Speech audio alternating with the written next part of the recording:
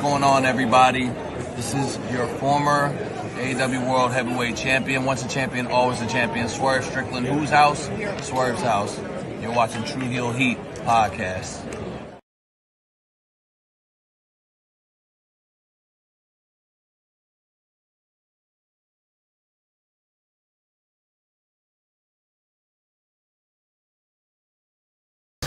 What's up, everyone? It's the Interview Queen Alicia Toot here, and be sure to watch True Heel Heat.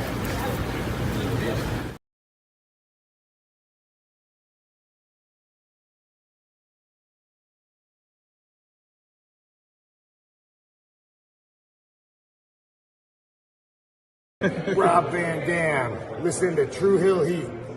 Pow.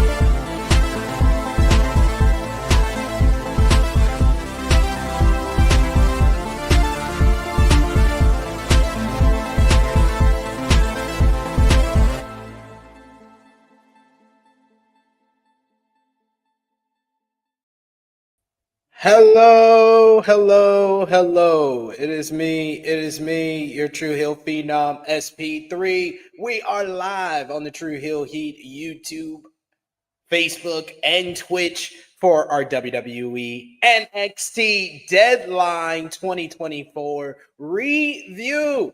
Breaking down this past Saturday's premium live event from Minneapolis, Minnesota, as only we can.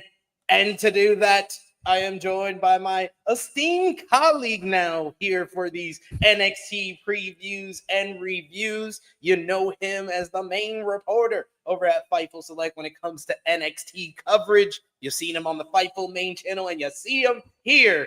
He is Corey Brennan. How are you doing? I'm good, man. I'm good. Ready to talk about some wrestling as always, and and be a bit smug about my reporting as well, because have to get that in every now and again. But yeah, you gotta flex on him when you're right about stuff. You should. Yeah, it's your right. It's your honor. It is my right, and yeah. But yes, we're going to talk about this past Saturday's NXT Premium Live Event Deadline 2024. The men's and women's Iron Survivors had 2 other title matches, as well as an NXT Underground to talk about what unfolded on Saturday night. We appreciate y'all. If you are joining us live, appreciate y'all. If you're watching us on demand, remember to show your appreciation back the simplest way possible by dropping the thumbs up on this video. Help the YouTube algorithms. You can also share this video with all your wrestling fans, friends, and family on all your favorite social media platforms. If you're new to the True Heel Heat YouTube channel, hit that subscribe button, hit the bell to stay notified for all the great content here. We are now less than 400 subscribers away from our goal for 2024 of 20,000 subscribers. So tell a friend to hit the subscribe button if they haven't already. And of course, sound off in the live chat. We love to interact with all of you guys, hear your thoughts on WWE NXT Deadline 2024. But of course, if you're feeling generous, you want to give back to what we do here, you want to show your support to the True Heel Heat YouTube channel, you could do that with a super chat donation. Any dollar amount matters. It goes back to the contributors that you see on screen with us here. Or you could become a member by hitting the join button like our good brother, I Make Beats. $1 a month gets you exclusive in-chat perks like I Make Beats has here. He says, late payday month My bad. Had to rebrand my membership. No worries. I made these. I trusted you. I trusted you when I didn't see the check by your name. I trusted you would be back. He also says, "What's up, SP and Corey?" He says the women's Iron Survivor was popping. So many soul snatchers. Indeed, I think that the women's Iron Survivor on this show is up there as far as like the best Iron Survivors. I still think the men's Iron Survivor challenge from last year is the best, but I think that these two on this show is kind of like in the conversation with that.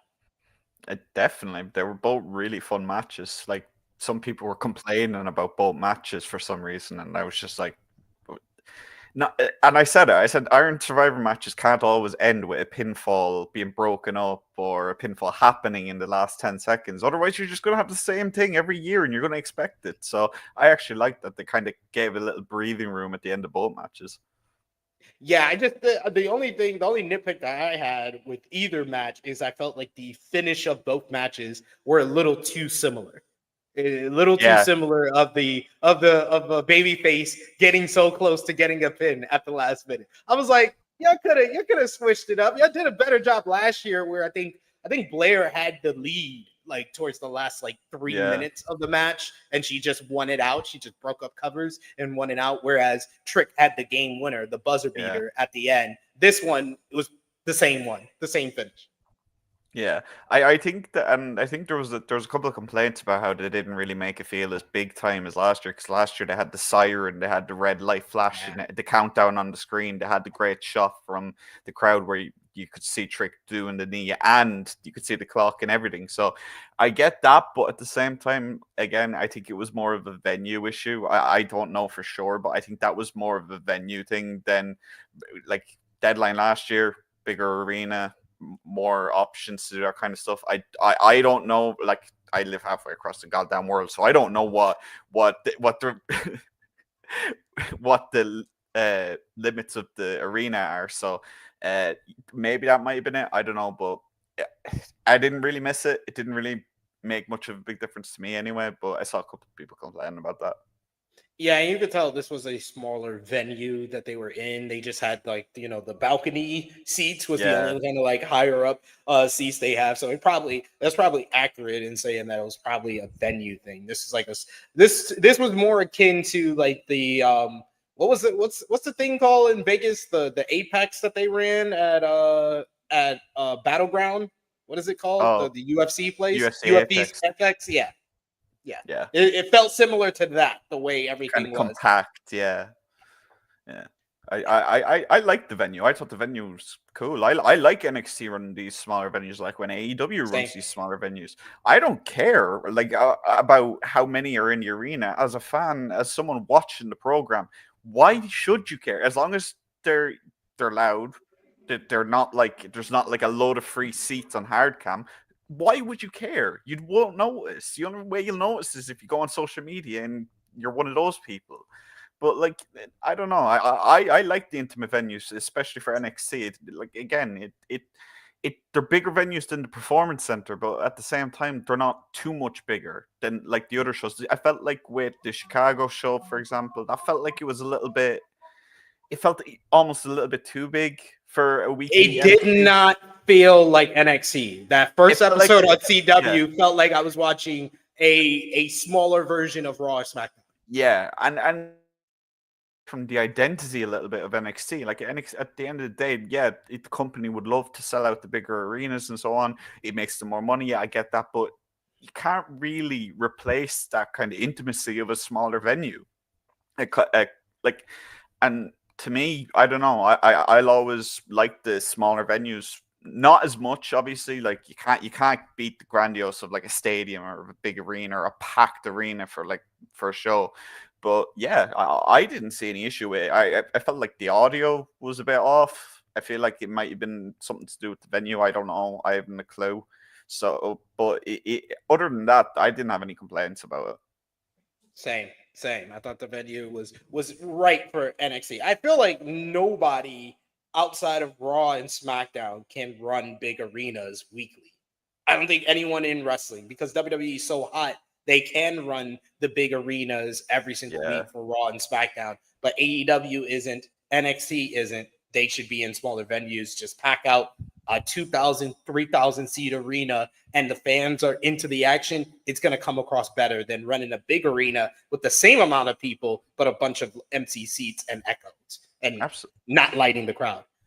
Absolutely.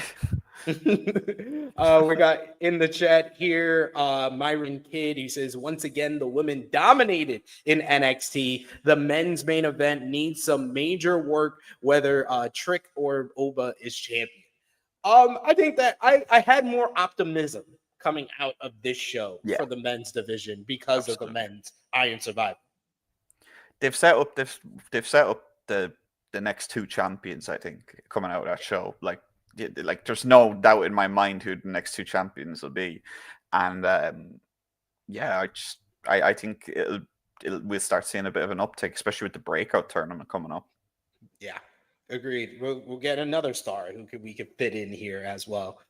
We got Bell who says, "Hi guys, Fraxiom is by far one of my tag teams of the year. It's already got my vote. Especially after watching this show." What they did with guys that like have probably a combined like 100 matches at best. I think I'm being optimistic by saying these two guys had 100 matches combined, because I don't think it's even up to that much. And they went out there and had one of the. If it wasn't for the Iron Survivors, that would have been the best match on the show. Yeah, there's not really anyone else in tag teams at the moment. Like, you could make the argument of the Young Bucks, but then there's half the internet will tell you you're an idiot for making that argument. So. Because they had 3 months where they weren't defending the titles, we're gonna ignore the other 9 months where they delivered some of the best tag team matches of the year. TMDK has a great argument for tag team. Sunshine Machine as well. That's true. I feel like the three that I would say I wouldn't bother you or argue with you if you voted. I would say Young Bucks, Fraxiom, TMDK. Sunshine Machine, I think, is on a smaller level because they're on the independent scene, but definitely they have an argument too. Yeah, I agree with that. All right, before we get into things for NXT Deadline 2024, I want to ask you, Corey, give me your one word, one phrase to describe your overall thoughts on NXT Deadline. Satisfied would probably be the best word I could come up with. I don't really think any match missed of what I wanted to do. I preferred some more than the others, but I feel like they got what they wanted across with every single match. So I'm very satisfied coming out of it. I would say my phrase would be women over men. Yeah. Like what we said in the preview, it came to fruition when watching this show, where I was just like, man, this women's division, even though the men's Iron Survivor was great, I was just like, this women's division, though, they carry hard on this brand. But let's get into things. What did you think about the crowd in Minneapolis, Minnesota on Saturday? Like I said, it felt like there were some issues with that, whether it was just the general construction or way that the arena was or whatever. It felt like even though you couldn't really hear them as well as you would have liked, I assume, you could tell that they were popping for things. Like, you could hear it, even though it was a little bit muffled. So I liked the crowd. I didn't have an issue with the crowd. Some people had an issue with them chanting RKO at Miles Bourne, but I think that's just having a little fun. I don't see that as a burial of Miles Bourne. They did a video of it, and everything, highlighting that they did a video together and everything. So of course fans are going to start chanting at him. And Miles didn't. Well, I was about to say Miles didn't let it bother him, and then I realized he probably didn't hear it. Good point. I feel like you're ready for NXT television, because that's half of the things that people say to him. Did you hear? Did you hear the fans chanting RKO at you? And he just goes, huh? Yeah. But yes.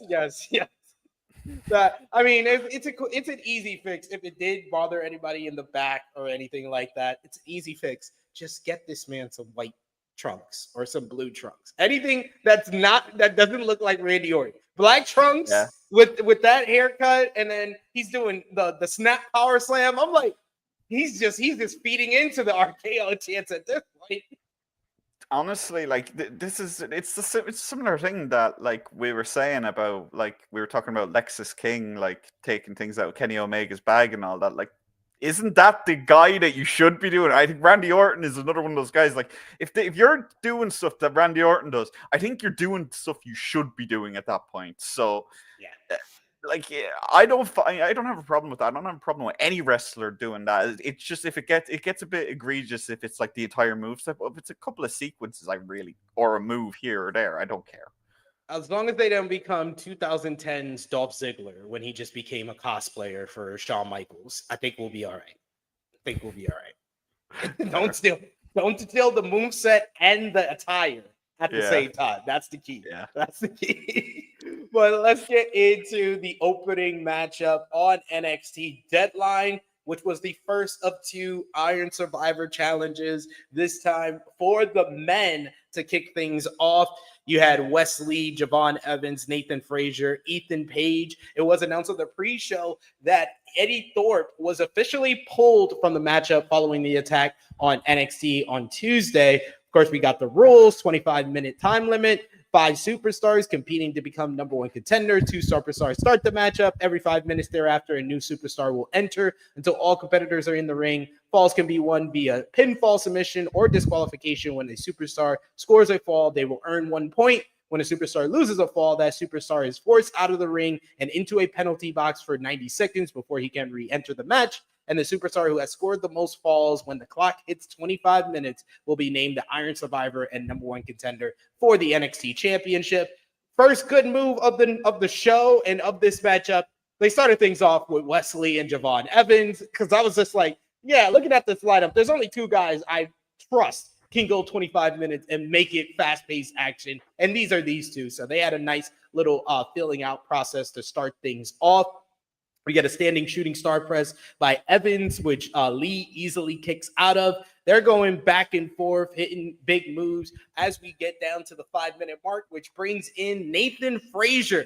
And goddamn, Nathan Frazer, was he as fast as he wants to be? Right before he came out, it was Wesley who scored a pinfall on Javon Evans to put him in the box and gain the first point of the matchup. But Nathan Frazer comes in and he's just going a mile, like 2,000 miles a minute, running the ropes. Him and Wesley have a nice exchange. They're fighting on the outside of the ring when Javon Evans is finally let go from the penalty box. He comes into the ring and does a tope con hilo over the top rope onto both men.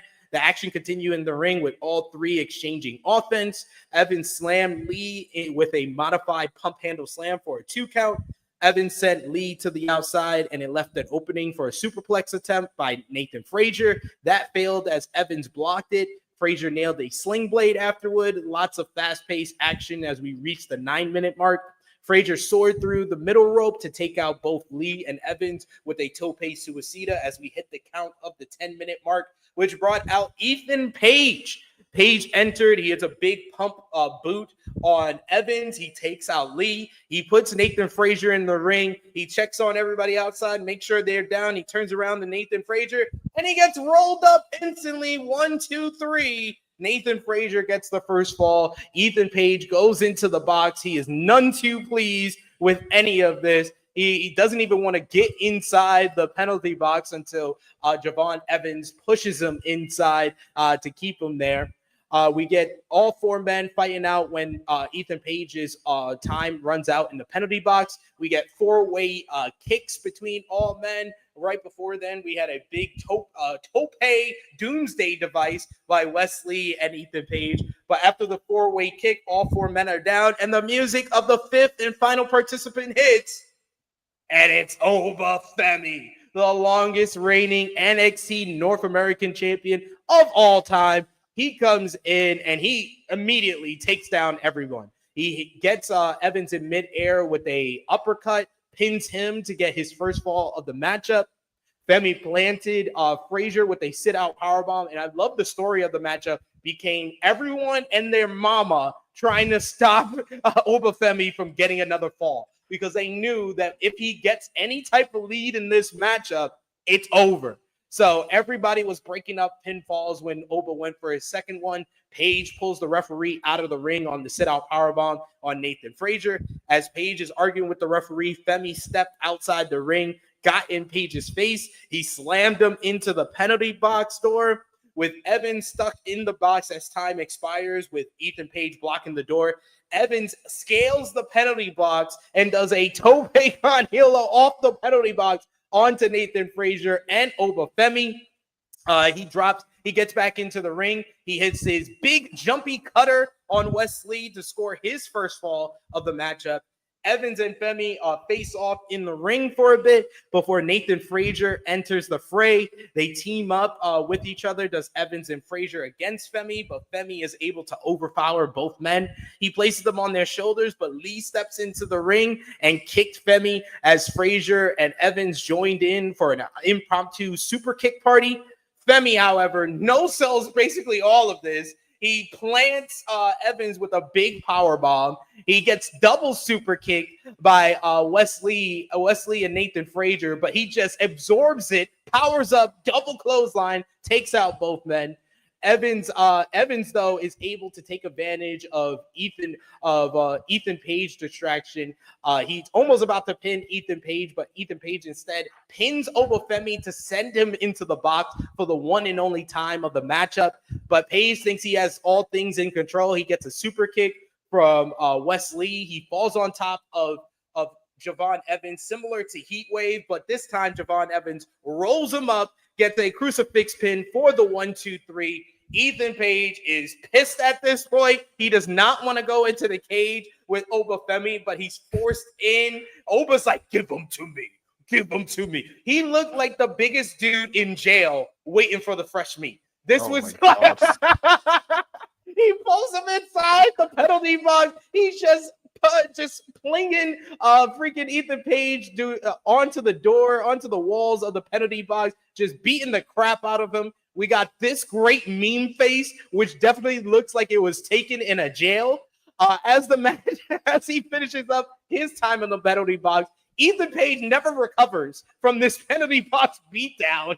Oba Femi comes out, and he's as dominant as ever. He's taking out all the participants, takes out Javon Evans on the outside. He's left in the ring with Frazer and Lee. There was a lot of talking in this final minute because they wanted to get the time right on this finish. In the end, with like 20 seconds left, Oba grabs both Frazer and Wesley. He plants them with a double choke slam. He gets a double pin to give him 3 falls in the matchup. So Javon Evans has 2, Ethan Page has 2, the rest have 1. Oba Femi has 3.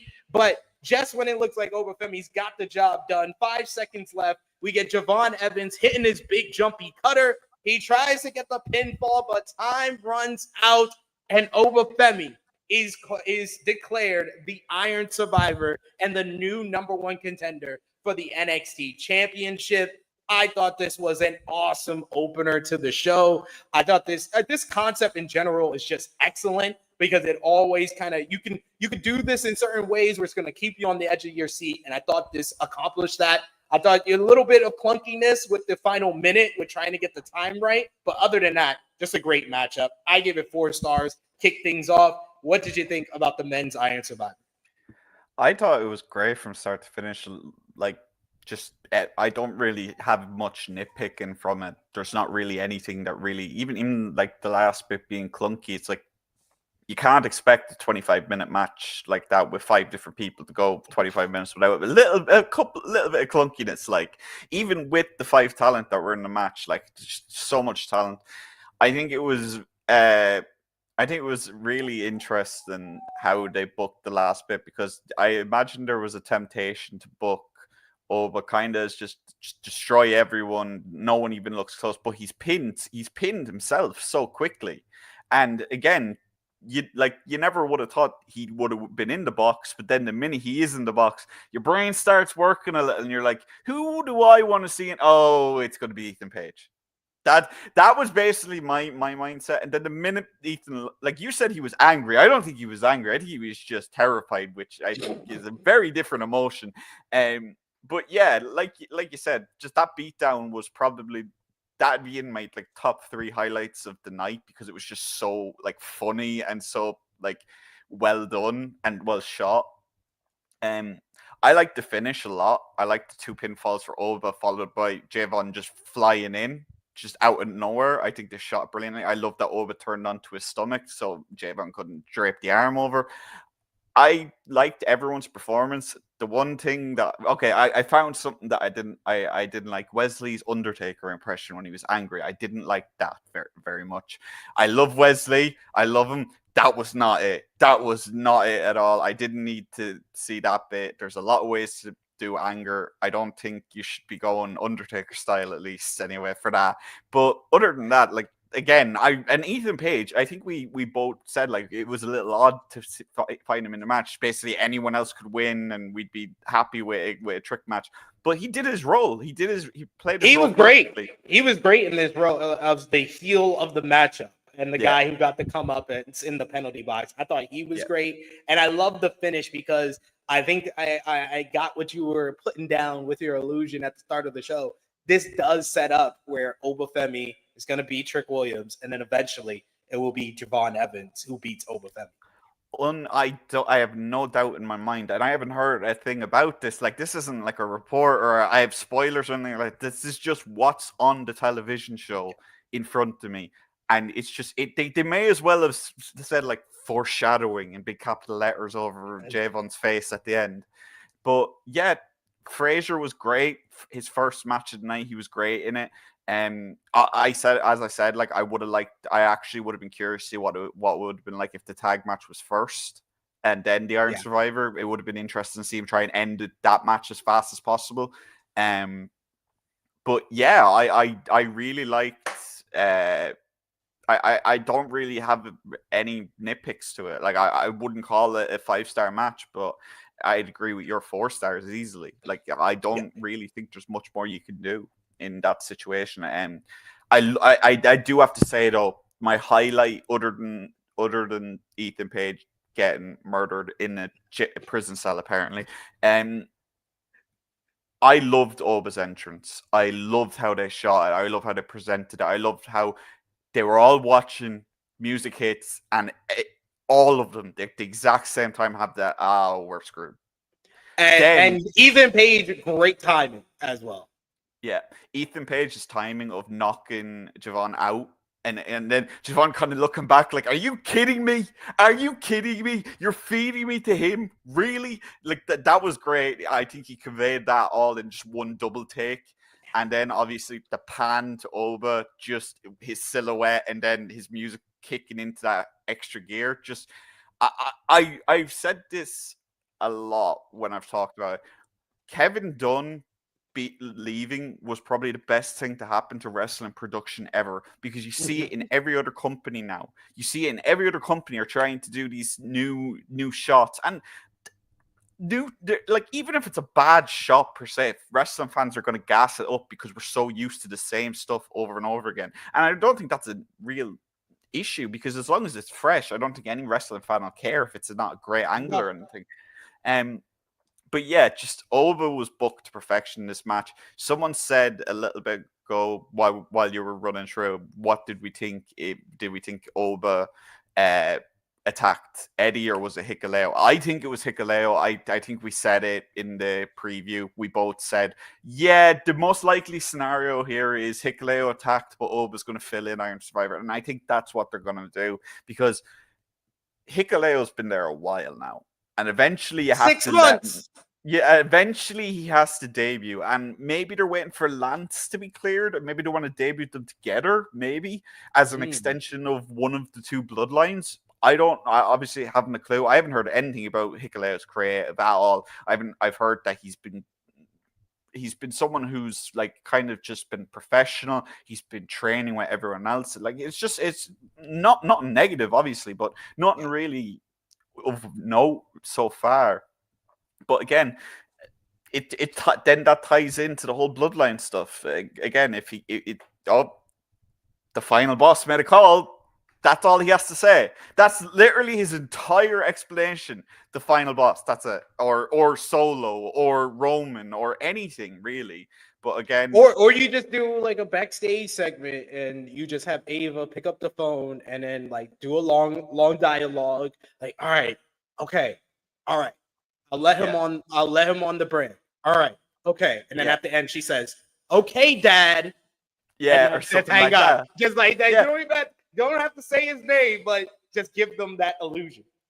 Yeah, and then I'll have people asking me, was it really Rock on the phone? Like every single time, like the No Mercy thing, the or the Stone and Stevie Turner thing, where someone walked in. I don't know if that was Oba now. I have to say, because like I don't know. I feel like Robert Stone would have ran in the opposite direction if it was Oba. Like with his history with monsters in NXT. Like yeah, true. But yeah. I don't really have anything else really to say about the men's Iron Survivor. It was, yeah. It delivered what it needed to do. We did get a backstage segment right before the next matchup where we get remarks from Lexis King, who said that Minneapolis was a place that he had a place in his heart, but one that brought unpleasant memories. It was where he was left on the side of the road as a kid. As King said, it was worth it to be out in the cold because nothing felt better than the warm air of satisfaction. I like this. I've liked what Lexus has been doing. Like, initially, I wasn't really enjoying what he was doing. I don't think a lot of people were, to be honest. And I don't want to say it's a problem on the performer because I don't think it is. I think a lot of people just kind of like were so used to seeing him as Brian Pillman Jr., Varsity Blonde. Like he was Varsity Blondes, right? Please tell me I didn't just screw that up. Yeah, the Varsity Blondes. Yeah, I think that was there. Just making sure. But that's my point. He was so forgettable in AEW, like, and I think that just carried over with him. But since kind of he started with Regal, it's really you've seen it in his ring work as well. And he's I'd say he's a babyface now, which is interesting to me because his whole character was so directly heel. So I'm curious to see what comes next for him as a babyface. But yeah, I liked this promo. I liked how he brought it back around to kind of his childhood and that. Like his whole character has kind of been linked to his childhood in a way without being linked, if that makes sense. So it was nice to hear him kind of just directly reference that. And yeah, I think he could be the guy to take the North American title off Tony D'Angelo. If I'm being completely honest, he's a contender for that. There's a couple of people who could be contender for that, but yeah, I enjoyed this promo. Yeah, good shout there. Maybe you could see him in that title scene very, very soon. But yeah, I'm surprised that they've gone this direction because at the start of this whole story, it seemed like he was just playing heel to get something, and now he's just continuing it on. So it's been interesting. Yeah. Next up, second match on the card, we had the NXT Underground making its return. No ropes for the ring. Ringside surrounded by several people wearing black shirts. Asked to be fans. Asked to be part of the matchup.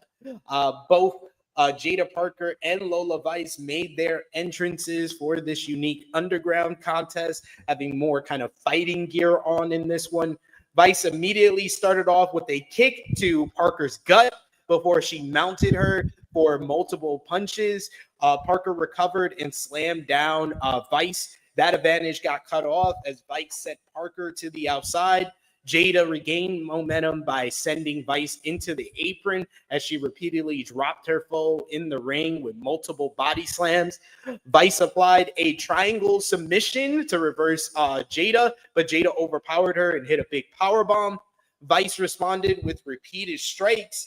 Jada responded with a hard elbow to the face, similar to the one she gave her on Tuesday, but Lola was able to fight out and she got caught in an ankle lock afterwards. Parker reached out for one of the fans to break the ankle lock as Vice then kicked that fan right in the chest. Then we get Parker using the black belt that Lola brought to the ring and trying to attack her hand after Lola Vice misses a spinning back fist into the LED ring post. She works over the injured hand throughout the rest of the matchup, does a big Samoan drop. She wrapped her hand in it. Vice refused to submit when she put a submission on as she turned it around and set Jada into the ring post. Vice used the belt briefly and caught Jada flat-footed, but a headbutt and followed up by the Samoan drop brought things back in Jada's favor. Vice reversed a Jada submission into a sleeper hold. She got slammed on her back. Eventually, Vice would hit the spinning back fist, and then she locked on an Anaconda submission to end the matchup via submission to get the win here.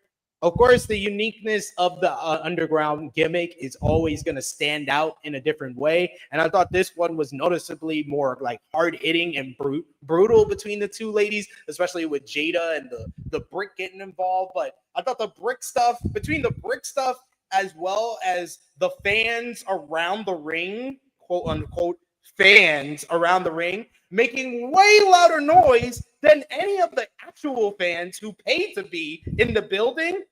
This did not connect the way that I think that it wished it did or hoped it did. I thought it was solid for what they offered. So I give it like 3 stars, but I think that it didn't connect on a higher level because just something off about the black shirt fans around the ring and how loud they were in comparison to the fans in the building just didn't connect to me. What did you think? I agree with you 110% about the fans, security, both, whatever you want to call them, extras around the ring. And it's not their fault. They're told, they're instructed to do what they do and on, but I just don't enjoy it at all, having them around the ring. It kind of just throws off what you're going for. You're going for this real MMA fight, like kind of scenario, and kind of having them at ringside and having them being able to be involved and be again, it's an advantage to be able to reach them and pull yourself out of a submission. And you've seen them involved in every underground match so far because they plan these intricate spots. But look at Bloodsport. Bloodsport don't need to have people around the ring or the fighting pit or anything like that. They never do because they don't need to. The stiffness of the strikes and so on are all they need. And going on from that, my other problem with this match now, the bits where they were just like fighting themselves with moves and strikes and so on, I enjoyed everything about that. I thought it was really good. I liked seeing the street fight kind of style of Jada go against Lola's more refined like martial arts. I like that, and I would have liked to see more of that, but they went a different direction. They made it where it felt almost like the underground was more so, it wasn't no DQ, no pins or that. It had to be a submit or knockout. It felt like that was the reason for it, rather than the fact that it's just a straight fight. Because obviously with the black belt being used, I have no issue really with that, because it's an interesting way to kind of use something that Lola uses as kind of like a badge of honor against her. I like that. The brick I could have done without. The brick, it's hammering home that Jada is a street fighter more than Lola is, and that's why she went for it. But I don't know. I think it was fine in this match, but I'd rather when they revisit the concept, because I imagine they're going to keep coming back to the underground match, because it is a good concept and it's shown by Bloodsport, and Bloodsport shows that there is a desire to see it. To see that style of match on a full show level, let alone a one match level. So again, I like this match. I think I agree with you, but I think I'd say maybe 3.5 stars for this. It could have been, but if you take out the security and the spots involved in them, or slash fans or whatever, I honestly, I can't decide what you should call them really. You take out the brick, and I'm happy. I'm happy. I'm happy. I don't know. I just flood my words completely there. But yeah, I'm happy at the end of the day. Then I don't know. I don't think there's really much else you could have done. I like that they revisited Jada's back elbow. Obviously, they revisited the spinning back fist. I think Lola, in every single match she's been in, she's hit that spinning back fist against the post. I could be wrong on that, but this is not a spot that she's done once and that's it. She does this spot in every one. And If it's not that, it's something else where she gets caught trying to do a spinning back fist. I like, and I like that they played that up, that she threw that, and that was a way to kind of nerf her a little bit against Jada, which I liked early on. So yeah, again, 3.5 stars. I would have preferred if they kept it to the MMA style. I thought the length was fine. I thought everything about it was fine. Really, I just could have done without the outside elements. Yeah. I get why they use the break to kind of follow up with the street fight. It just does not work in this matchup where you're telling us this is a real fight in comparison to our fake fights that we'll have later on in the show. This is real, and then you bring a brick in, and that takes away any type of it being real.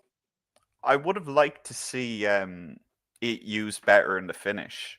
To be honest, that too. I would have. Yeah, I wanted Lola to use it for the spinning back fist. That would have been awesome. I didn't think of that, but I was more thinking like revisit what they did in the street fight. Rear naked choke. She picks up the brick, but this time Lola grabs the arm, pulls it back, and then puts her in an armbar or something instead. With the brick right there like that, Jada can't use it, but it's in her hand still. Do something like that. You make it so that Lola looks even more badass, that she saw coming this time, and it continues the story. I don't know. Again, the match was fine for what it was, but yeah. Agreed there. That would have been better use of the brick to me. We do have a super chat donation. Thank you so much, Nikki Boy, Negro Buck Nick Jackson. Appreciate seeing you in the chat, saying just running in at work to say Oba feminists rise up. I said I was gonna go outside when I go to the store and just have Oba Femi music playing, so I could doom walk to the store like that. Jeremy Lambert said I should go with like a boombox so people know what I'm doing the dance walk to, and just play that. Just have the earphones in. You'd look very strange. You'd look very strange. That dude's listening to some awesome music. Clearly, feels like he's got his confident look on. But I have no idea what's going on. So he said I should have a boombox and then do the Oba step. Yeah, that's what I'm gonna do. Yeah. That's what I'm gonna do. I'm gonna have all the gangsters on the corner come up to me like, "Oh, you Oba Femi fan?" That's the nitpick I have. That's the nitpick I have with the Iron Survivor match. We only got like 2 or 3 steps of him dancing before he started. Before he sprinted down. I would like to see more of that. I love it. I love his dance. I think it's awesome. I think I've said that like every time we talk about Oba. I love it. And again, same thing as usual. If Vincent saw that, oh, that poor bastard. He's like, I want him right now. I want him right now. That son of a bitch. We got Nikki Boy in the chat who says, SP, I was just doing the Oba step in the parking lot at work. Yes. You whenever you can't help it. You can't help it. If it's in your brain, you can't hear it. You just start doing it, and you're just like, oh, I have none of the swagger like Oba does. It's okay for Oba to do it, because if you mock him for doing it, he'll just kill you. Like, I'm sorry. Like again, who's going to turn around to Oba in WWE in general, and who's going to be the first to go, your dance is stupid? Because I want to see that. That's going to be a very funny segment. Gunther's going to say it. See, Gunther is one of the few people who I think would look at Oba and be like, I want to wrestle him in character. Yeah. That'd be like a big deal for Gunther, I feel like. And again, I've barely thought about main roster stuff for Oba because I feel like it's still a decent bit away. But I've never really considered Gunther versus Oba until, well, I've considered it whenever people are like, oh, the only Brock Lesnar match I want to see now is Gunther. Like, I'm always like, we have Braun Breaker, we have Oba Femi. I think we're going to be okay, guys. Yeah. I think we're going to be just fine. Just fine. Yeah. But yeah, I'm looking forward to whenever Oba Femi gets to the main roster. It's gonna be chef's kiss. Backstage, we see Fraxiom meeting up before their NXT Tag Team Championship match, and this poor Nathan Frazer. Oh my God, how did he look worse here than after the matchup? After the match with the bloody nose, he did not look as beat up as he did right before this matchup here. They talk about Axiom promises to do most of the heavy lifting in their upcoming NXT Tag Team title defense against North Dakota Catch Crew, with Frazer obviously banged up after the Iron Survivor Challenge. Yeah, I loved this segment. I thought this segment was perfect. I thought it was hilarious. I love Fraser in this segment because he's just like, Oba, man, just pure, just absolutely like, okay, I knew he was dangerous. I didn't know he was this dangerous and scary. And poor Axiom's just there like, I don't. He didn't even have anything he could say back because he's just like, yeah, Oba. But I thought that Nathan looked like he'd been hit by a bus. Like, you know, when Darby got hit by the bus and he took the picture, was it in the hospital or after, where he looked really beat up? Fraser somehow still looked worse. Oba Femi is worse than a bus, ladies and gentlemen. It's worse. I think it's a worse feeling. And just even the like, I don't know what it was, whether it was like someone. Yeah, like I'm watching the match. I I had to rewind back. I was like, how did he bust his nose? I saw it during the match when he busted his nose. He did it early enough, but like obviously it didn't bother him too much. But I don't know. But under his eyes, man, in that picture, especially, you see, I don't know if they put a bit of makeup on him or something to kind of accentuate it. But oh my god, he looked like he hadn't slept for a month, and that made it even worse. That made it even. So I loved this. I thought this was perfect. It encapsulates everything I love about Fraxiom and how they work together and how they're friends, but also annoy each other at times. I again, tag team of the year. I think it's really hard to argue against them. And the match then after, I guess you're going to want to do your rundown, but we'll talk about that after. Yeah, I think that Fraxiom is like one of the better, like, all-time dysfunctional tag teams that we've ever seen. Do it forever. Do it forever. Just every time everyone thinks they're going to turn, Fraxiom is fine. They're fine for years. Fraxiom is fine every single time. Yeah. So NXT Tag Team Championships up for grabs. Fraxiom defending against the NQCC, Miles Bourne and Tavion Heights. Frazier agreed to start off the match for some stupid reason. Bourne took him down with a shoulder block, which sent Frazier to tag Axiom in almost immediately. They used the double team with Nathan Frazier using his speed to hit a big drop kick as Fraxiom has him in the octopus hold. But you see Nathan Frazier selling his ribs like right after that. Heights was tagged in, and he opted to use his mat wrestling prowess in an attempt to get the advantage over Axiom. At one point, Axiom tried to tag Frazier, who was in no hurry to get into the match, which gave Heights the opening to slam down the champions.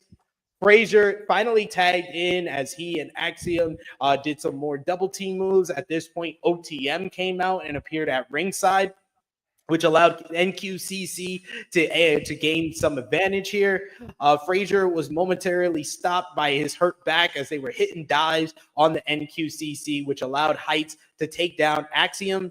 Inside the ring, Heights threw Frazier onto OTM, taking them out before officials came down to remove them from ringside.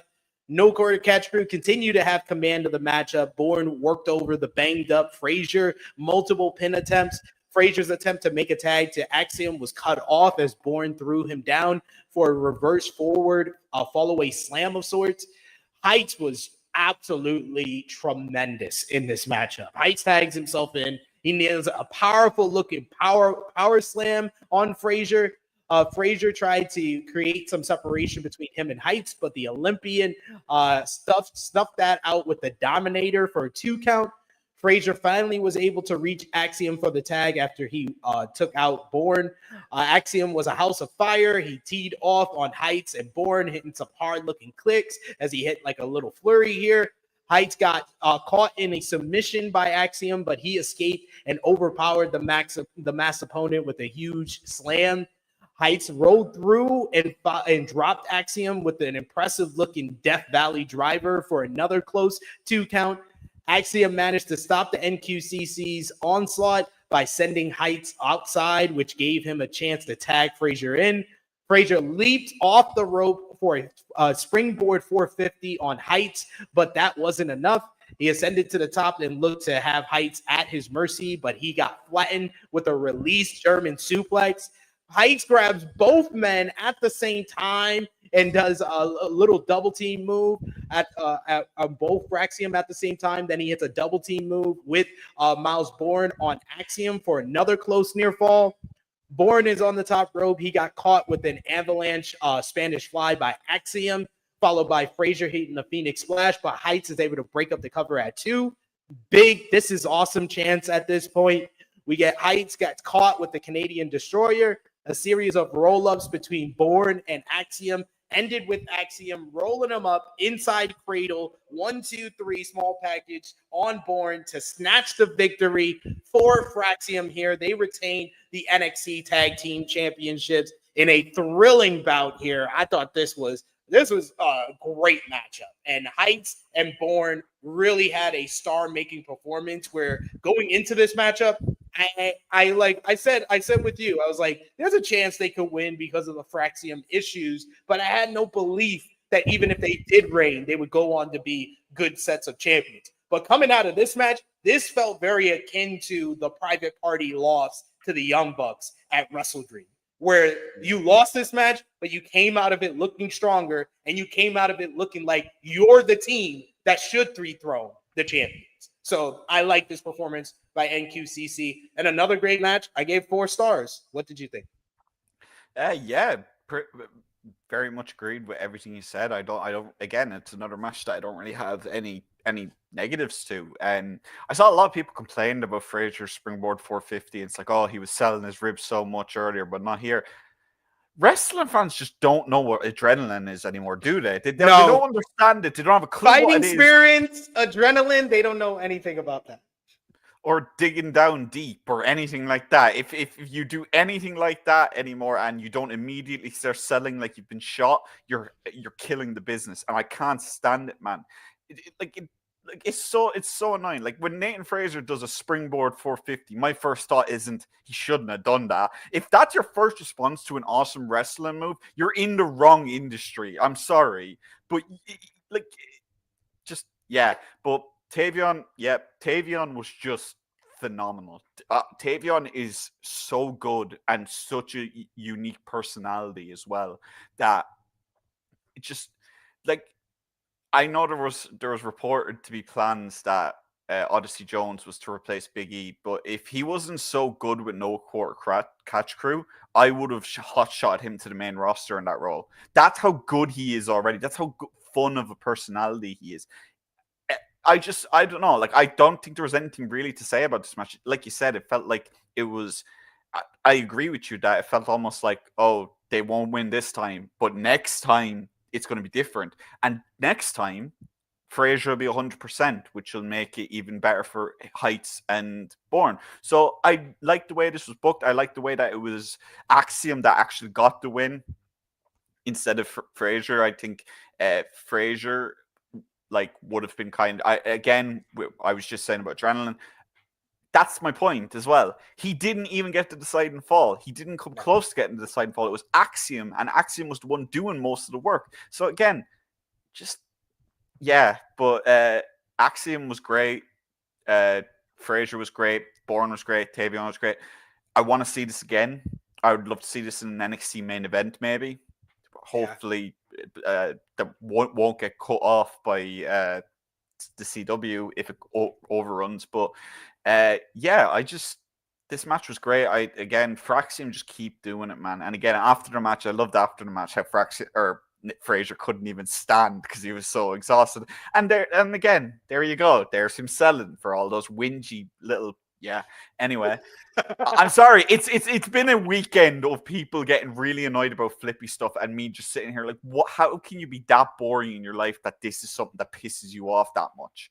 But yeah, I think Fraxiom, once they get to the main roster, they're going to be one of those teams that when they come up, you strap them up on the main roster. You do not wait. Their first match on the main roster, you do what you did for Motor City Machine Guns. You win a mini tournament or win a number one contenders match and then instantly belt them up. They're that good. They're that fun to watch. And you put those two on the main roster and then start selling merchandise for them, a lot of merchandise for them. That Axiom mask will sell for a lot. You'll have the fact that the never slow down catchphrase will take off with kids.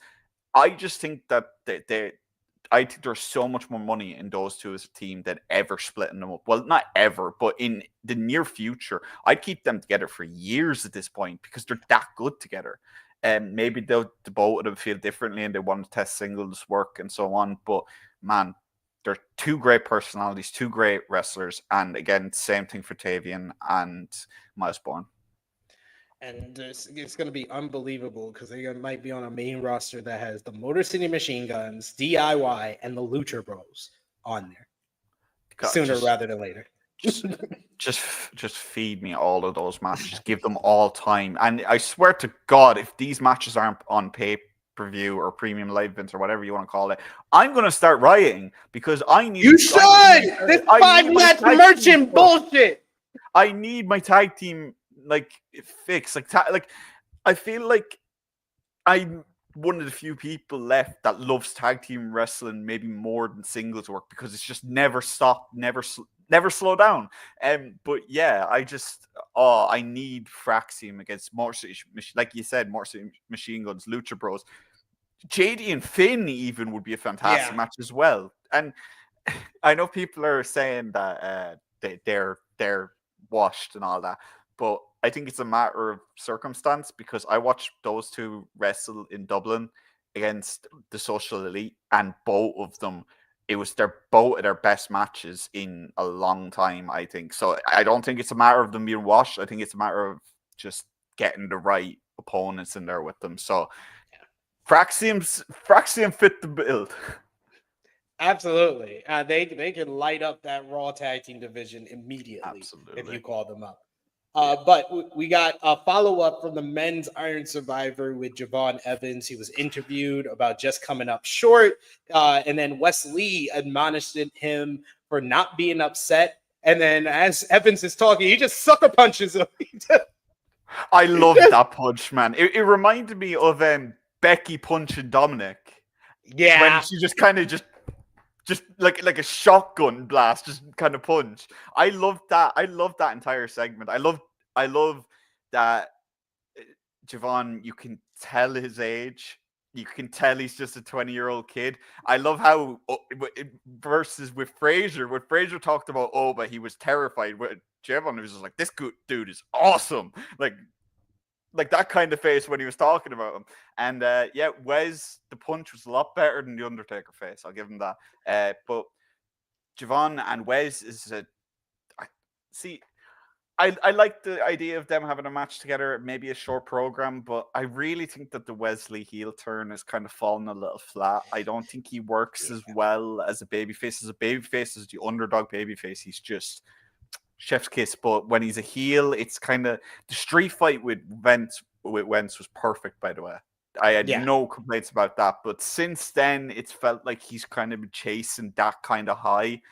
And I don't know. I don't know if maybe it's time. I don't think it's time to abandon the heel run yet. But I think if it doesn't start kind of heating up a little, that it might become a kind of a case of, right, maybe we should turn him back babyface and just revisit that at a later point.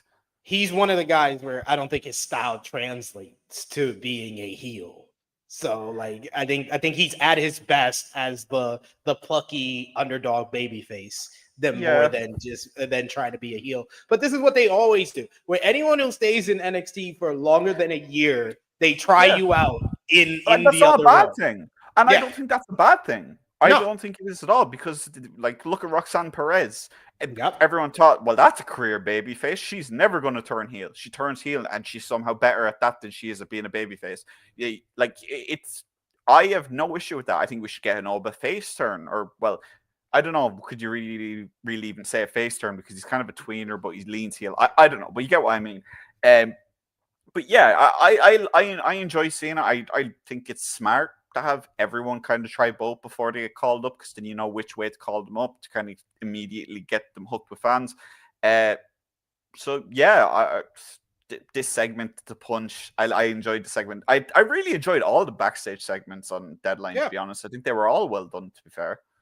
I was saying, like, between this show and Halloween Havoc, I thought they've done a better job on the PLEs of promoting the next episode of NXT. Yeah. I thought Halloween Havoc, they did it. I honestly thought they did a better job of hyping the episode following Halloween Havoc than they did promoting Halloween Havoc. Like that's how well they did that. And then this show was actually as good as the hype for it going in, and then they also hyped up Tuesday's NXT as well and New Year's Eve. But speaking of which, the man who will defend the NXT Championship at New Year's Eve against Oba Femi was decided in our next matchup. So I know what we said, Corey, on our preview. We said Rich Holland.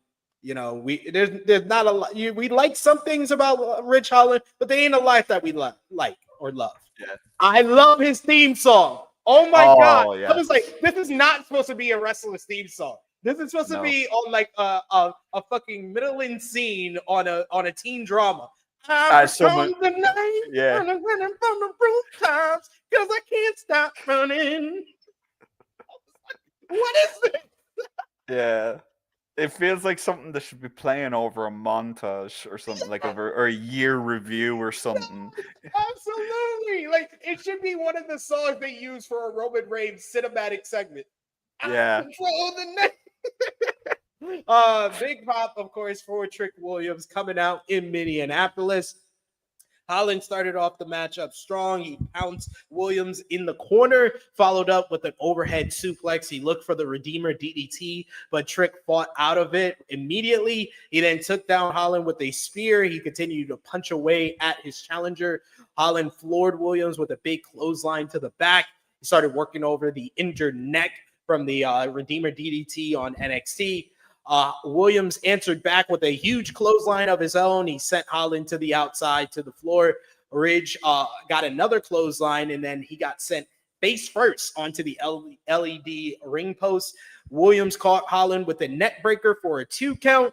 Holland then took advantage of a neck guillotine on Williams as he began to target the injured neck more specifically here. We got a neck breaker by Holland for a 2 count. He then wrapped the champion in a tree of war and started wrenching on the neck of Williams in that form. Holland continued his assault on defenseless Trick at this point. He then tied him across the top rope. Williams tried to fight and stop Holland's momentum with a surprise DDT. The champion began a rally with some big kicks, followed by a flapjack to Holland.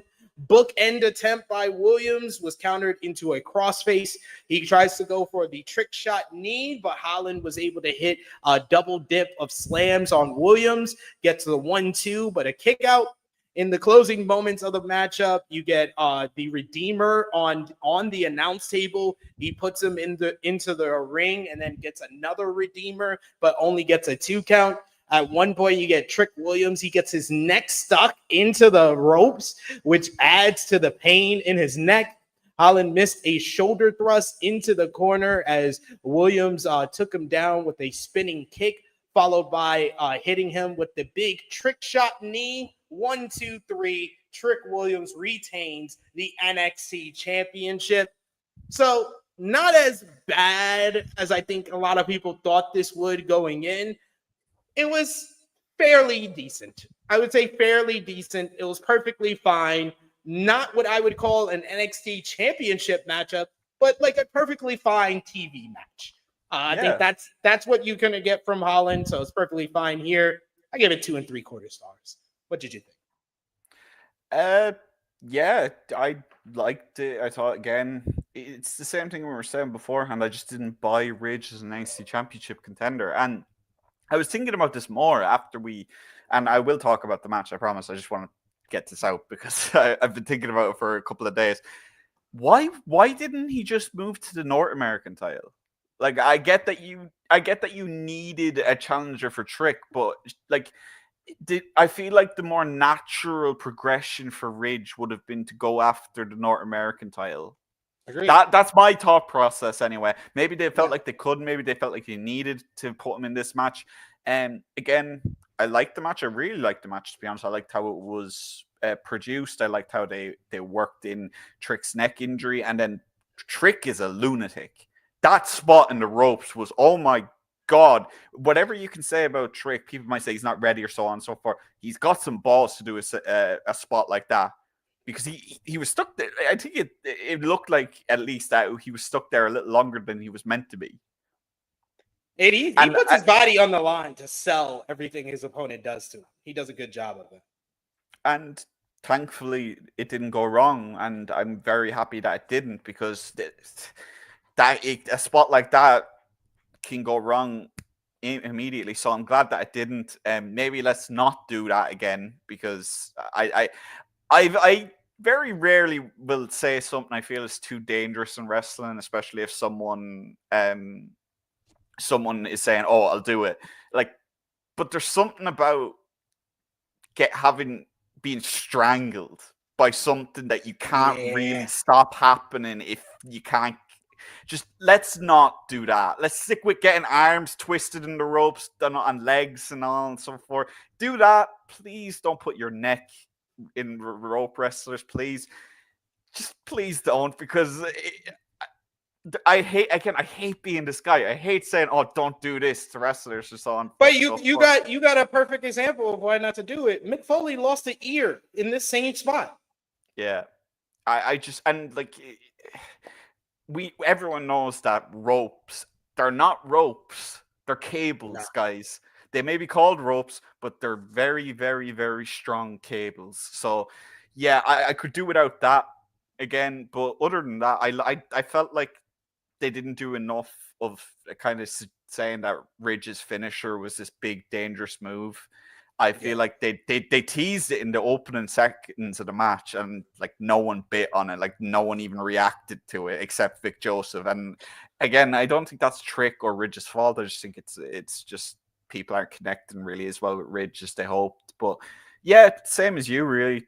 3.25 maybe I'd give this. I think I'd like to see Ridge go after Tony next if they haven't got someone lined up to face him already. Yeah, and I'm excited to talk about the Iron Survivor Challenge. Yes, indeed. Yeah, we'll see what's next for Ridge Holland, but we know what's next for Trick Williams. It's Oba Femi at New Year's Evil. Speaking of the Iron Survivor, we had Ethan Page. He was interviewed about his loss in the men's Iron Survivor. He complained that it took him 18 years for him to reach the mountaintop, and that he doesn't know what to do next after having failed yet again. We then pan over to NXT GM Ava, who announces that Javon Evans and Wesley will go one-on-one on NXT this Tuesday, and that New Year's Evil in a few weeks' time will be live in Los Angeles, when she is interrupted by Miss Money in the Bank, Tiffany Stratton. She paid a visit to Ava's office and hinted that she might cash in her Money in the Bank contract when Roxanne Perez defends her NXT Women's Championship at New Year's Evil against the Women's Iron Survivor winner. So nice little tease there. I feel like Tiffany was just on the show because she's from Minneapolis. Yeah, I think there's no shot she's cashing in on the NXT Women's title. I don't think so either. I think it was very much an Undertaker looking at Bobby Lashley kind of moment, where it was kind of like, you can tease it all you want. Not a single person is going to believe you, but sure, tease it. And it was like when Edge went to NXT as well. It was just like, and that's the thing. The one time that they've done a Rumble or Money in the Bank where it's been the NXT Championship, it was a case of Rhea came out and she was the one who kind of was like, come get some. I think that's probably the best example, and that's what you'd need to do for, like, if you were ever going to actually have someone cash in Money in the Bank on the NXT title or that, you'd need to kind of set the stage with that kind of scenario. She got a decent reaction, obviously being from Minneapolis. I can't even pronounce that properly. Jesus. It's okay. But yeah, same as you, really. I don't buy her cashing in at all, but it was nice to see her on the show. And it's nice that they do like keep it in fans' minds that, oh, she can cash in on the NXT title. But yeah, I like that they keep that fresh in your mind. And we're she's kind of in a bit of a limbo with the briefcase now after War Games. I don't know, we'll see on Friday really how they continue doing it, but right now it feels like she's kind of in limbo where she's not going to cash it in. I feel like they've passed off all that teasing and they're focusing on her in the United States title tournament. So I don't think so. Yeah, I think it was smart to kind of remind them before they go on a run where she doesn't really tease it that much. Yeah, that's fair. That's fair. That's a good point. And yes, Myron Kidd, I control the game because I won't stop winning. Yes, that's what I'm gonna be singing that at karaoke. Watch me. I'm gonna tell the karaoke DJ to put on Rich Holland's theme song. That's a banger. Speaking of bangers, the women's Iron Survivor Challenge was next up. Giulia started off the matchup alongside NQCC's Ren Sinclair. We get some good back and forth between these two ladies, some good mat wrestling early on. Once the clock hits the 450 mark, Giulia tried for a submission but couldn't get Sinclair to submit right before another contestant came down into the matchup, which was Sol Ruka coming in third. Ruka started off furiously with an amazing double springboard dropkick onto Giulia and Sinclair. She slammed Sinclair on top of Giulia and found herself caught in a submission by Sinclair. Giulia doubled up Ruka and Sinclair with a dual submission on both women. We got another chain of submissions from all these women as it was kind of like three-way offense between all of them. You get Ruka at one point does a 450 springboard clothesline, which is only the second time I've seen her do that, which always looks crazy. Action was fast and furious as Giulia finally scores the first fall of the matchup, hitting the Northern Lights bomb on Ren Sinclair to put her in the box. Out came next was Zaria. Zaria came in and she just unleashed all her power on the ladies in the ring. We get our drop in Giulia and Sol Ruka, but Ruka is able to manage and hit a double soul snatcher on both Giulia and Zaria, but couldn't get a pin on them as they rolled out. Sinclair got out of the penalty box and she instantly fell victim to the soul snatcher almost immediately coming into the ring. 1, 2, 3. So Ruka is on the board. Ruka and Zaria fought it out on the apron as a German suplex attempt was blocked. Giulia joined in and we get a double team powerbomb on Zaria through the announce table. So she is basically out of commission for a bit here. Ren comes out of the penalty box and she's trying to put in both ladies into the ring, but couldn't lift any of them really. With Giulia and Sinclair fighting at ringside, Ruka did a somersault splash over the top rope onto her two opponents. In next was Stephanie Vecchia. We now have all 5 women into the matchup, into the fray. Vecchia went after Sinclair and Ruka in opposite corners. We get her breakup of a pinfall attempt by Vecchia by Giulia, led to our first stare down between the two ladies before they could get any fighting in. Zaria comes in and she drags Vecchia out of the ring and threw her into the penalty box. As Zaria cleared out the ring, she got caught in a sleeper hold by Giulia, but she placed Giulia on her shoulders and hits a cannonball onto a prone Vecchia in the corner. Zaria then puts Giulia away with an F5 to send her to the box and score her first pin of the matchup. She's tied with Ruka and Giulia at this point. We get Zaria heading up to the top rope, but Ren Sinclair and Ruka catch her, but she catches them with a double moonsault to take both women out. I was like, Zaria busting out moonsaults at this point? I was like, what can this woman not do at this point? Double missile drop kick sends out Sinclair and Ruka, which itself doubled as a senton unto Zaria by Stephanie Vecchia. Vecchia re-entered the contest with a kick to the back of Sinclair. Giulia comes in. She almost gets a near fall until Vecchia is able to break up the cover, and we get a big stare down between the two former tag team partners. Sinclair is able to come out of the penalty box. She gets a quick roll up to score her first pin of the matchup. We get a Ruka with a double springboard clothesline on Vecchia and Giulia as we reach the last minute of play with Sinclair leaving the penalty box once again. We get a 5-way beatdown between all the women here. All the women are tied at this point after Vecchia gets a cover and gets her first pinfall of the matchup. We get the Arrivederci knee by Zaria at the last second. Before Giulia is able to get a second fall and get the 2 up. Then we get everybody coming in with big offensive moves. You get Zarya with a double spear. We get Vicaire and Giulia are left into the ring. Vicaire desperately is trying to get the pinfall on Giulia just as time expires. Giulia is named the Women's Iron Survivor, picking up the victory here as the crowd was way into this one the entire way. This was an outside the park home run of a matchup. Everyone came across looking better coming out of this. Giulia picks up her biggest win yet since coming on and debuting in NXT. Stephanie Vicaire looks like an absolute star coming out of this and looks like the closest to winning this outside of Giulia.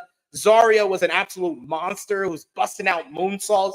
Sol Ruka with her high-flying style was awesome in this matchup and kept having standout spots and moments throughout. And Ren Sinclair just played the ultimate kind of underdog of this matchup. And everybody getting pinfalls on her just made you more invested into everything she was doing. So everyone got the spotlight. Everyone shined in this matchup. And this was arguably, I would say, in the top 3, top 5 best NXT matches of 2024. I gave the Women's Iron Survivor 4.5 stars. Spoiler alert, it's my match of the night. Corey, what did you think? I thought it was, match of the night. I can't really say anything more than that because it really was. It was just a fantastic match. Like, it deserved to be the main event, absolutely. I think everyone did, again, same as the men's, just everyone fit the role perfectly in this match. I think Sol Ruka was the standout again. It feels like every time she has a shot on Premium Live Event, she's just standing out amongst the rest.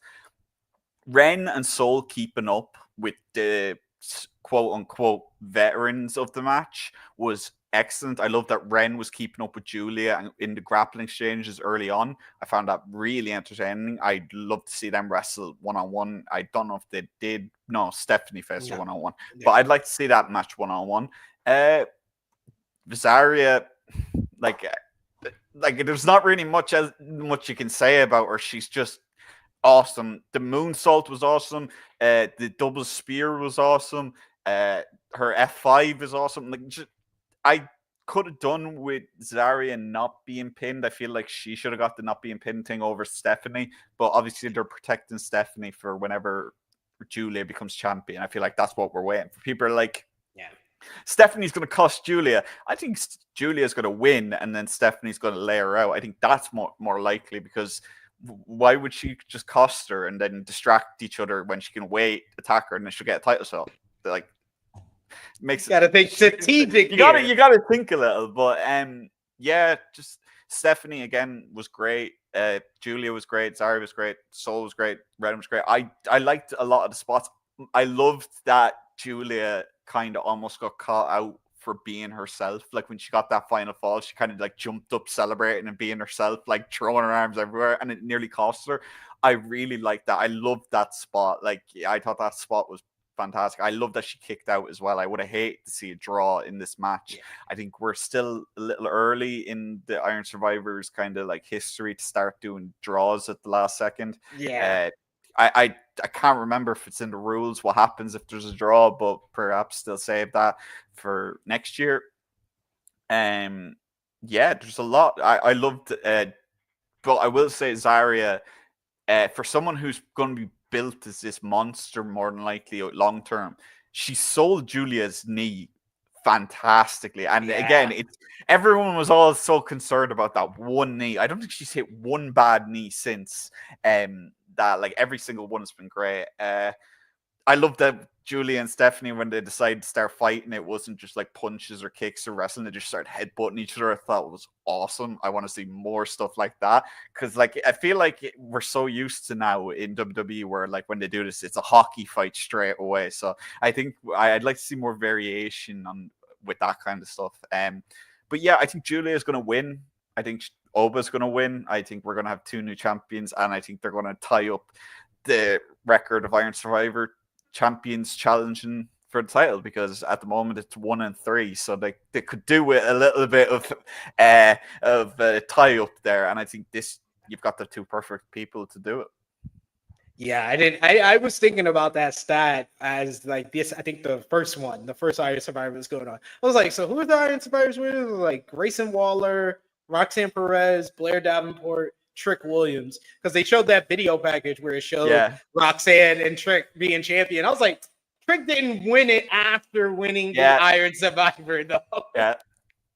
So that's what my mindset was as well before, because I remember for Fightful social media, I was like looking up just facts about the Iron Survivor, and I was just looking up and I was just reading and just coming up with the facts myself, because there's only been 2 years of the match. There's not going to be many facts out there yet. And I was like, okay, so it's 2-2, right? Yeah, so Trick and Roxanne. Then I was like, oh wait, no, he lost. It's only 1-3. So I don't know. I feel like that stat really needs to be changed before next year. I feel like the Iron Survivor should win the title match more often than lose it. Same way with the Rumble, same way with Money in the Bank. Otherwise, why would you bother? Exactly. Why would you bother? If winning this matchup doesn't mean you're gonna win the title, then why is it prestigious? Yeah. So yeah, I think if I had to give the entire, I say 4 stars for the entire show, 2.5 maybe. It definitely wasn't a perfect show by any means, but it definitely, I don't think there was any like really low points in the show, which I feel like when the main roster has shows still, there's still low points in that. I don't like. It says a lot about the roster and the talent and just everything that's in that brand that the worst match on the show was the NXT Championship match. Yeah.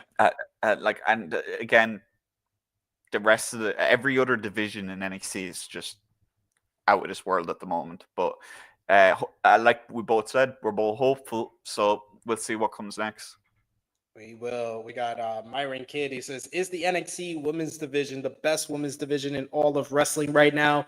I would say it's the best in North America. I was about to say, yeah. And I think a lot of people have that issue where they kind of say it's the best in all of wrestling. And like I get that, but it's very much, I'd say it's the best booked in the United States. I'd still say the AEW roster has more talent on it, but of course it does. It's a main roster compared to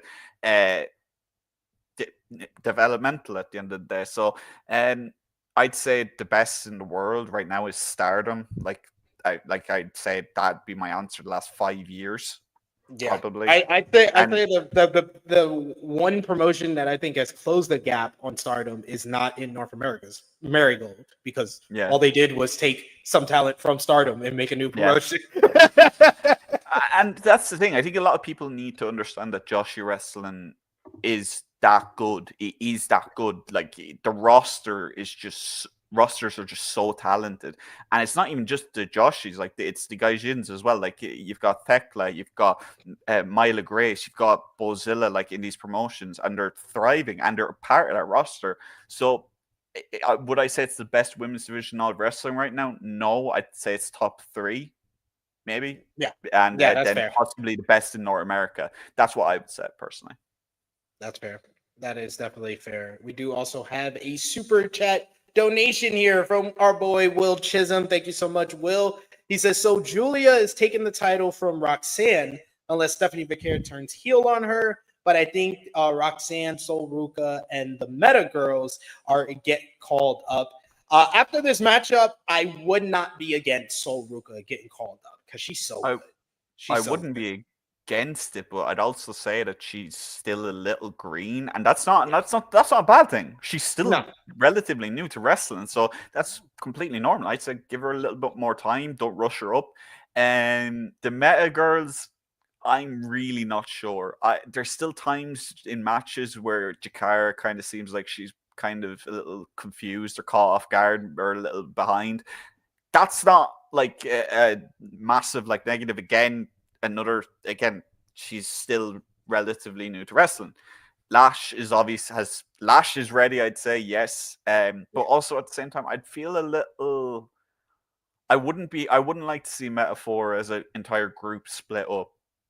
So I'd wait till Noam comes back, maybe Noam challenges for the NXT title, and then you can bring them all up. Because Aura Mensa is ready. I think Aura Mensa is ready. I think it's fantastic. So I'd like to see them come together. Roxanne, I think, is a slam dunk in this transfer window, to be honest. I think she'd go up before she loses the title.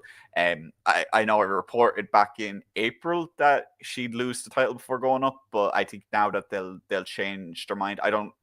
I think she'll win it, and then they'll start doing that NXT angle they've done a couple of times where the NXT talent thinks they're better than everyone else because they're called up.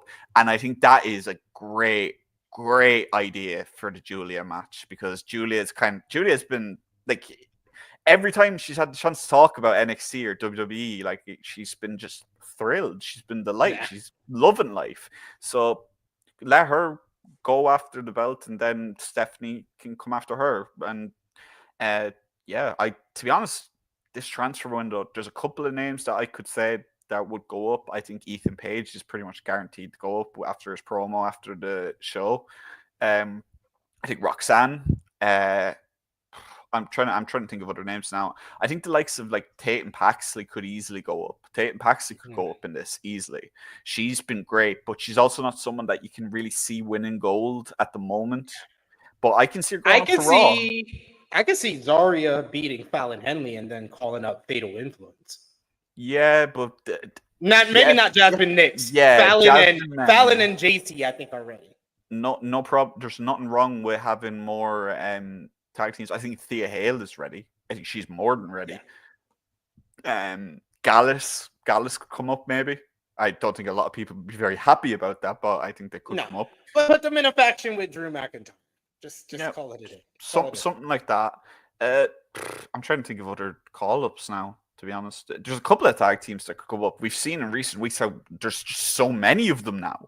Like, honestly, like Fraxiom could come up, to be honest. They could lose, and then they could go up. They're both ready. We know that. They're like, Axiom's just... I think Axiom is, honestly, more ready than Frazer. And I think a lot of people are like think that Frazer is like so much better because he's Seth's student, but I think that Axiom's the better character. I think he's funnier. I think the A-Kid jokes are fantastic, and I hope they continue. And I hope that one day the Sami Zayn and Axiom meet and they both talk about their friends who are A-Kid and El Generico. Yeah, I love that. Just like, hey. Have you heard from blah, blah, blah? Yeah, just go for it, honestly. And then Harley Cameron walks in and be like, "Have you guys ever heard about Harley Graham?" Like, but that brings us to the end of our deadline review, guys. Appreciate y'all for joining us live. Final call for super chat donations, but of course, in the chat, let us know your match of the night, your MVP, your LVP. Thumbs up, thumbs down, thumbs in the middle, and out of 10, what did you give the show? That is how we do these pay-per-view reviews for Corey here, since this is his first time joining us for these pay-per-view reviews. So let's put our thumbs in the middle for NXT Deadline 2024 in 3, 2, 1. Thumbs up, thumbs down, thumbs in the middle, thumbs up across the board. Out of 10, what did you give this show, Corey? Out of 10, I'd give it a solid 8. 8 and 8.5 maybe. It was a very, very solid show. Like, we kind of said it beforehand, Deadline's kind of like where it kind of all peaks to almost in NXT outside Stand and Deliver throughout the calendar year. So yeah, I really enjoyed it. I didn't really have any nitpicks or anything that I would have changed, to be honest. I think that all the decisions of who won were right. I think all the matches were more than good. And looking forward to New Year's Evil next. Absolutely. I'm right there with you. I give it an 8 out of 10. I thought this was a very good show. I would say this is probably the second best NXT PLE of 2024 behind Heatwave. Yeah. And Heatwave is just something else entirely. Like that. Heatwave might be in the top 5 WWE shows of 2024. Yeah. That's how good Heatwave was. So this is a good show to go out of your way to watch. Who was your MVP for the show? My MVP of the show would probably be Giulia. I think she had a lot to do in that Iron Survivor match. She was in first. She had to carry kind of with Ren, or not carry as in carry her in the ring. God knows she was fine, but I just mean kind of carry the match, if that makes sense, in the early going with Ren.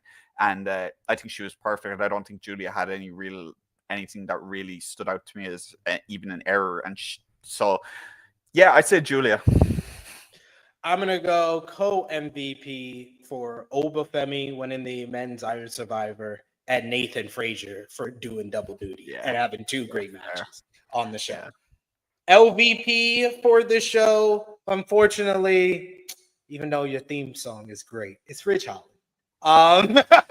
Unfortunately, I can't even disagree with that. And again, I really like Ridge a lot, and I think he does have a high ceiling. It's just he's not really close to it right now, unfortunately.